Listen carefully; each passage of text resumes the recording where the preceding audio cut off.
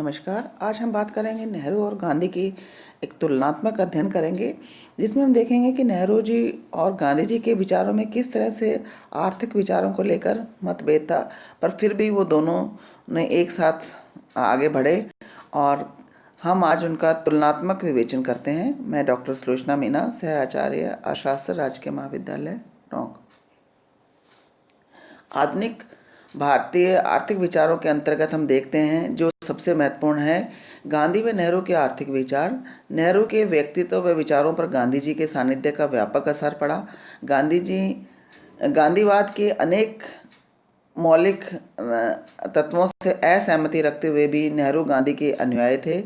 गांधी जी के प्रति नेहरू के मन में श्रद्धा का भाव था तथा उनसे वैचारिक असहमति के पश्चात भी उनके नेतृत्व में नेहरू की गहरी आस्था थी। सर्वाधिक वैचारिक असहमति आर्थिक विचारधारा के संदर्भ में उनमें थी। गांधी जी के आर्थिक विचार मूलतः जीवन मूल्यों पर आधारित थे, जिनमें नैतिक, आध्यात्मिक, सामाजिक, न्यायिक मूल्य शामिल थे।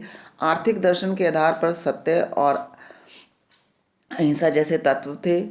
मानव मात्र के कल्याण की भावना से गांधी जी परिपूर्ण थे। दूसरी ओर नेहरू की आर्थिक विचारधारा में भारतीय मूल्यों के साथ साथ पाश्चात्य जगत की आर्थिक व भौतिक प्रगति जो है उसमें दिखाई देती है। नेहरू और गांधी दोनों के आर्थिक विचारों का जो हम विस्तृत अध्ययन करने के पश्चात ही उनकी तुलनात्मक विवेचन के लिए बात करेंगे।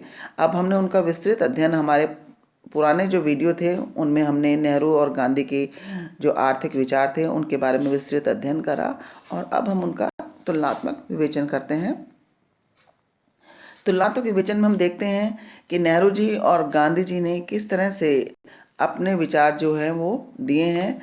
नेहरू जी जीवन स्तर में सुधार चाहते थे और गांधी जी जीवन के स्तर में सुधार चाहते थे।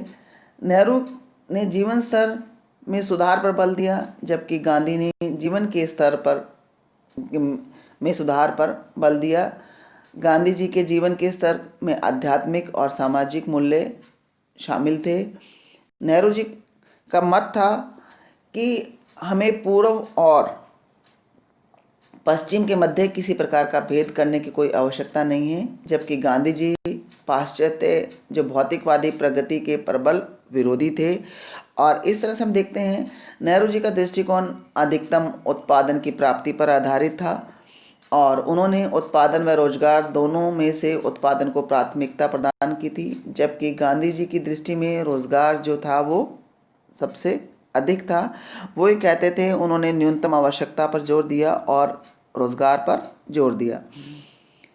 नेहरू जी श्रम की प्रतिष्ठा उस रूप में स्थापित नहीं कर पाए जिस रूप में गांधी जी का मन था। नेहरू जी की विचारधारा में श्रम की तुलना में मशीन को अधिक महत्व दिया। यद्यपि श्रम कानूनों के माध्यम से उन्होंने श्रम को प्रतिष्ठित करने का प्रयास भी किया था, पर वो मशीन को अधिक महत्व देते थे और गांधी जी श्रम को अधिक महत्व देते थे। नेहरू जी का विचार आधुनिक तकनीक में मशीनों के नेहरू जी के विचार में आधुनिक तकनीक में मशीनों के समर्थक थे वो, और गांधी जी मशीनीकरण के प्रबल विरोधी थे। नेहरू जी ने आधुनिकतम जो नई तकनीक थी और मशीनों के समर्थक रहे हैं और उन्होंने आधुनिक भारत का निर्माण और दीर्घकालीन आर्थिक वृद्धि का आधार माना है और इस मशीनीकरण के रूप में ही वो देखते हैं भारत को। इस मशीनीकरण के अभाव में वे आर्थिक विकास की कोई कल्पना नहीं कर सकते थे, जबकि दूसरी ओर गांधी जी मशीनीकरण के प्रबल विरोधी थे और मशीन को सबसे बड़ा शत्रु समझते थे। नेहरू जी बड़े पैमाने के उद्योगों की नेहरू जी ने स्थापना करे और गांधी जी ग्रामीण व कुटीर उद्योगों के समर्थक थे। नेहरू ने बड़े पैमाने के उद्योगों की स्थापना पर आधारित औद्योगिकरण के पक्षधर थे और इसके माध्यम से भारत का आधुनिकीकरण चाहते थे। दूसरी ओर गांधी जी का स्पष्ट भाव ये था कि भारत की आर्थिक प्रगति ग्रामीण व कुटीर उद्योगों के द्वारा ही संभव है। गांधी जी समता पर आधारित समाज की कल्पना करते थे। वे सत्य और अहिंसा उनके विचारों में मूल दिखाई देता है। उनके मूल विचार थे धन की असमानता को समाप्त करने के लिए उन्होंने ट्रस्टीशिप का विचार प्रस्तुत किया, जबकि नेहरू ने उनके ट्रस्टीशिप की कटु आलोचना करी।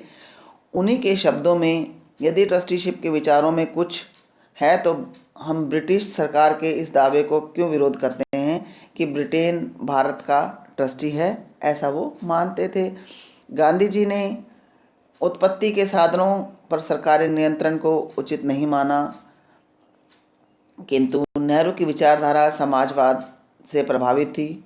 वे उत्पत्ति के साधनों पर सरकारी नियंत्रण के पक्ष में थे और धीरे धीरे सार्वजनिक क्षेत्र को बढ़ावा देना चाहते थे, जबकि गांधी जी का कहना था कि उत्पत्ति के साधनों पर सरकारी नियंत्रण जो है वो उचित नहीं है और उसको उत्पत्ति के साधनों पर निजी लोगों का नियंत्रण होना चाहिए।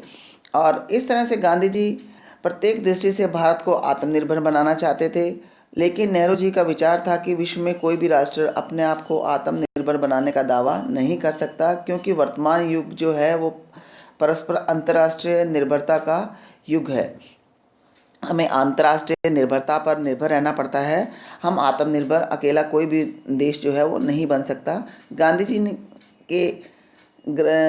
जी ने ग्राम के एक पूर्ण आत्मनिर्भर इकाई मानकर ग्राम स्वराज्य का मत व्यक्त किया, जबकि नेहरू जी आत्मनिर्भरता के इस ग्राम स्वराज्य के रूप में प्राप्त करने के तो विरोधी थे, परंतु उन्होंने ग्राम स्वराज्य की मूल भावना को दृष्टिगत रखकर सामुदायिक विकास कार्यक्रम प्रस्तुत करा।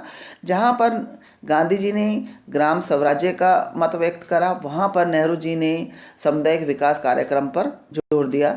नेहरू जी समाजवादी पद्धति पर आधारित समाज की रचना के पक्षधर थे, जबकि दूसरी ओर गांधी जी सर्वोदय पर आधारित समाज की रचना पर जोर दे रहे थे। इस तरह से देखते हैं कि हम किस तरह से नेहरू जी और गांधी जी के जो आर्थिक विचार हैं आपस में मतभेद उनमें था, परंतु फिर भी हम देखते हैं कि दोनों एक दूसरे के पूरक के रूप में उन्होंने कार्य किया है।